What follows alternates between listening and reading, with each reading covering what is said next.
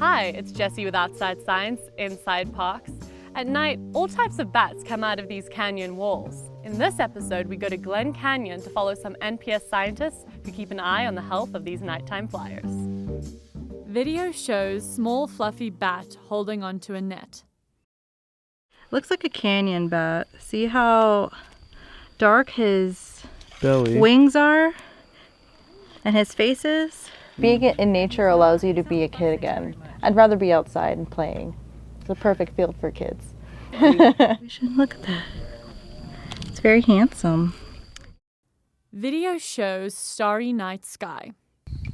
I was scared of bats when I was small. My grandmother and my mom, they would tell me, like yell at me in Navajo, like, kote, and come inside. There's stuff outside there and get your ears, Video shows hand holding a small fluffy bat.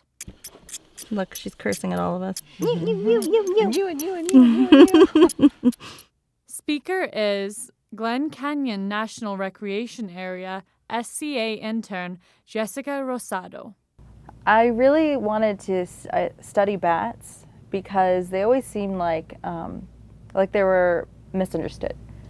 Speaker is Glen Canyon forestry major and biological science technician Shandine Tolman. For me, handling the bat, I was just so scared because I thought, it's going to bite me, and I'm going to get rabies, it's a vampire bat. But that's all the scary stereotype that everybody has of bats. And for me, I had that, but now, they're just cute puppies with wings. They're adorable, yeah. He looks so cool with his afro hair, too. Yeah, I'll push it back for you. Jessica speaks again. So we have 3 different ways we gather data on bats. We have the bat recorders that we sit out there overnight and they just continuously record the bat calls. We have the mobile transect where we're actually moving with these recorders so that we don't get repeat calls. And then we have physical capture. Speaker is Glen Canyon Natural Resources Program Manager Lonnie Pilkington. Tonight we're going to be mist netting along the Paria River, and mist netting is a common way to capture live bats. And so we have a number of nets set up over this waterway. When bats come out of their roost, one of the first things they want to do is go get something to drink and something to eat. And so typically when you're mist netting bats, you set up your nets over slow moving water or pools of water, and so that's what we've done here. Speaker is Glen Canyon Biological Science Technician Mike Berg.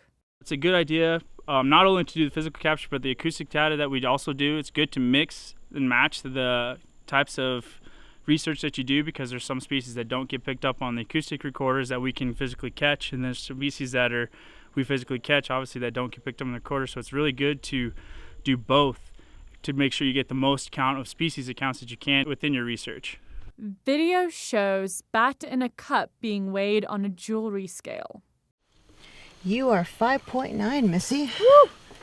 You are healthy. Shandine speaks again. I'm going to catch them, identify, and hope to get something really cool. It'll be like a trading card game, like Pokemon. I was into that when I was younger. Get the new species in that net, and just see what we get. Video shows measuring bats with rulers. Then we measure the forearm, which is where the elbow is, to his wrist, right where that thumb is poking out. And then we look at the wings. And we give it a score. I don't see any damage on here, so that score would be a 0. We're trying to get all that information because we want to know how far white nose has spread and which species it's affecting. We care about these species because a lot of them are early indicator species for insect movement, which can then affect fisheries and then affect us.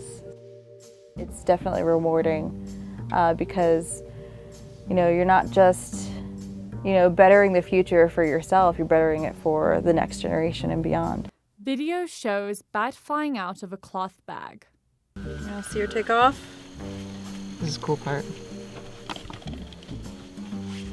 She's not too upset. Woo! There. Thanks for watching. Check back each month for another episode of Outside Science, Inside Parks.